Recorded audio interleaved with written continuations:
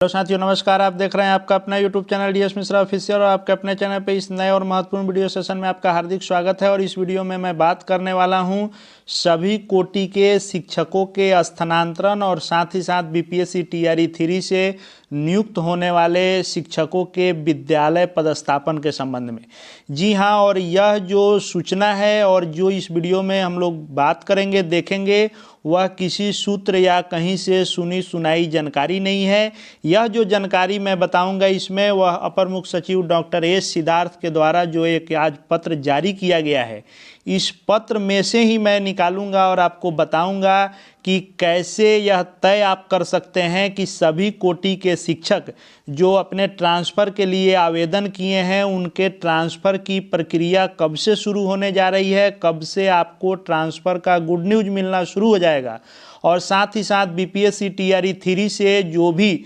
शिक्षक नए शिक्षक के रूप में अपना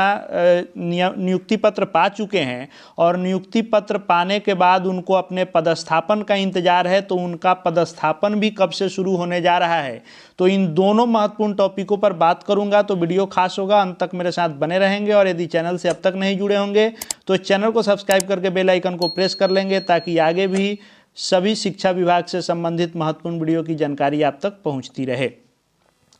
तो यह जो पत्र जारी किया गया है यह सभी जिला शिक्षा पदाधिकारी को लिखा गया है और इसमें जो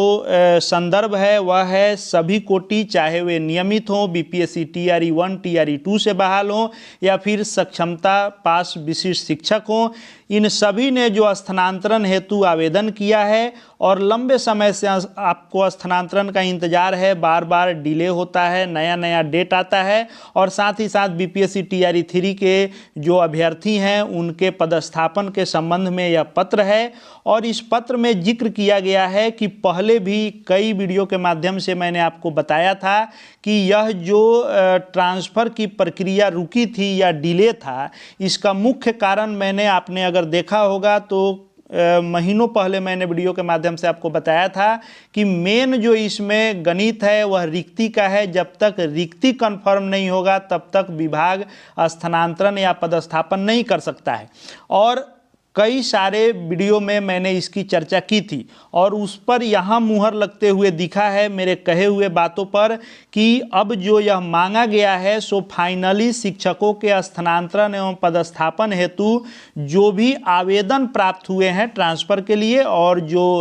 आपका पोस्टिंग होना है बीपीएससी टीआरई 3, तो इसके लिए मांगा गया है कि जो भी बिहार के सभी विद्यालयों में किसी भी कोटि के, चाहे वे नियमित हों, विद्यालय अध्यापक हों, टीआरई 1 टीआरई 2 वाले या फिर नियोजित शिक्षक हैं, विशिष्ट शिक्षक सहित, उनकी उपलब्धता यानी किस विद्यालय में किस कोटि के, किस विषय के, किस संवर्ग के कितने शिक्षक हैं, आवश्यकता उसमें कितनी है, इसकी रिक्ति मांगी गई थी। अब इस रिक्ति को अपडेट करने का आदेश दिया गया है कि इस शिक्षा कोष के पोर्टल पर दिनांक 12 मार्च 2025 तक इसको अद्यतन कराकर अनुमोदित किया जाना है, यानी अपडेट किया जाना है कि किसी प्रकार की कोई त्रुटि इसमें नहीं रहे। क्योंकि इसका कारण यहाँ देखिए क्यों मांगा गया है, क्योंकि 13 मार्च 2025 से स्थानांतरण एवं पदस्थापन का सॉफ्टवेयर सभी श्रेणी से प्राप्त आवेदनों हेतु चलाया जाना है। अब यहाँ पर इस बात की मुहर लग गई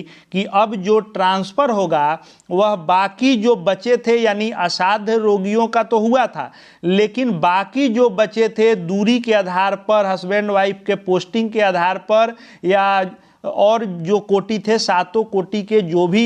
इसमें आवेदन देने वाले बचे थे, इन सभी के ट्रांसफ़र की प्रक्रिया 13 मार्च से शुरू होने जा रही है।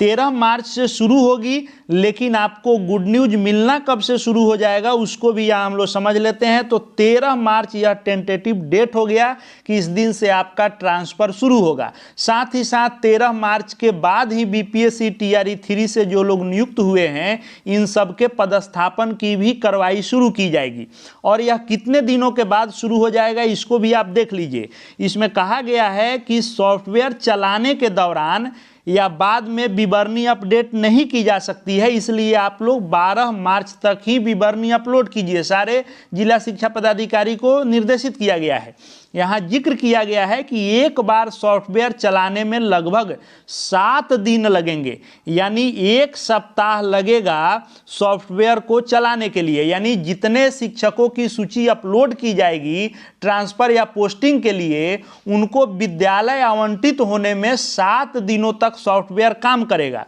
यानी आप इसको इस तरह से डेट निकालें तो 13 से शुरू होगा, 7 दिन लगेगा, यानी 19-20 तारीख तक यह सॉफ्टवेयर काम करेगा। और आपको याद होगा कि 2-3 दिन पहले ही वीडियो में मैंने कहा था कि ऐसी सूचना प्राप्त हुई है कि 22 मार्च के बाद से ट्रांसफर लिस्ट जारी होना शुरू होगा। तो वह डेट इसमें निश्चित रूप से निकल करके आया है कि 13 से 7 दिन लगेगा, 20 के बाद 22 मार्च, जो मैंने कहा था कि 22 मार्च के बाद से शुरू होगी प्रक्रिया लिस्ट आने की। तो 22 मार्च से यह शुरू हो सकता है निश्चित रूप से, क्योंकि यह अपर मुख्य सचिव का पत्र है और 13 तक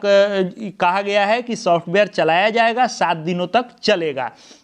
साथ ही साथ इसमें एक फॉर्मेट भी जारी किया गया है, जिस फॉर्मेट पर जिला शिक्षा पदाधिकारी, जिला कार्यक्रम जो अधिकारी हैं, उनके द्वारा यह अप्रूवल दिया जाएगा कि इसमें किसी प्रकार की त्रुटि नहीं है। साथ ही साथ ये भी इसमें सख्ती से कहा गया है कि सभी जो यह सूची है इसको अद्यतन करेंगे ही, यदि किसी भी परिस्थिति में किसी शिक्षक विद्यालय का यदि सूची रिक्ति अद्यतन नहीं कर पा रहे हैं तो निदेशक प्राथमिक शिक्षा को अविलंब दूरभाष पर सूचना देना है, ताकि सॉफ्टवेयर चलाने का कार्य 1 दिन 2 दिन रुक भी सकता है। इसीलिए मैंने कहा कि 22 के बाद से शुरू होगी, क्योंकि 13 तक यदि किसी जिले का कुछ बाकी रह गया तो 1-2 दिन विलंब भी हो सकता है, लेकिन 12 तक निश्चित रूप से करने के लिए आदेश दिया गया है। साथ ही आप यहां देखेंगे तो यह भी इसमें निर्देशित किया गया है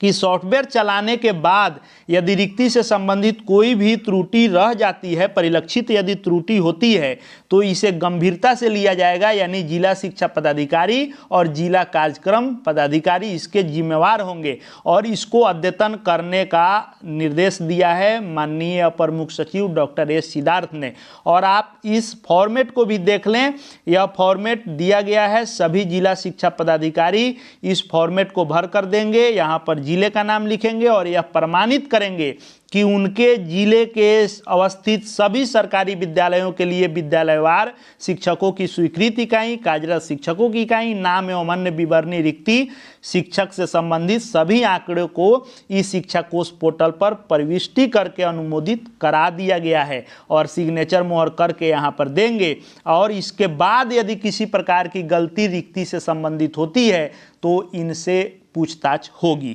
यानी एक तरह से कहें तो अब दिखता हुआ यहाँ आपको दिखेगा कि अब ट्रांसफर वास्तव में होगा और जो महीनों से प्रतीक्षारत हैं शिक्षक साथी, उनको मार्च लास्ट से अच्छी खबर मिलनी शुरू हो जाएगी। आपको याद होगा कई दिन पहले मैंने वीडियो में कहा था कि रिक्ति के चलते ही रुका है, तो कई सारे ज्ञानी लोग ये कह रहे थे कि नहीं, रिक्ति तो मांगी जा रही है TRE 3 की पोस्टिंग के लिए, यह आपका कहना सही नहीं है। अब वे लोग इस पत्र को देख लेंगे कि मैंने जो बातें कही थी वह कितनी सही थी या क्या थी। इस पत्र में साफ जिक्र किया गया है कि स्थानांतरण और पदस्थापन दोनों के लिए इस रिक्ति को अनुमोदित करके अपडेट करना है और 13 से सॉफ्टवेयर चलाया जाएगा, 1 सप्ताह सॉफ्टवेयर चलेगा, यानी 20-22 के बाद से ट्रांसफर लिस्ट आनी शुरू हो जाएगी। फेज वाइज ही आएगी, किस्तों में ही आएगी, लेकिन लिस्ट जारी होनी शुरू हो जाएगी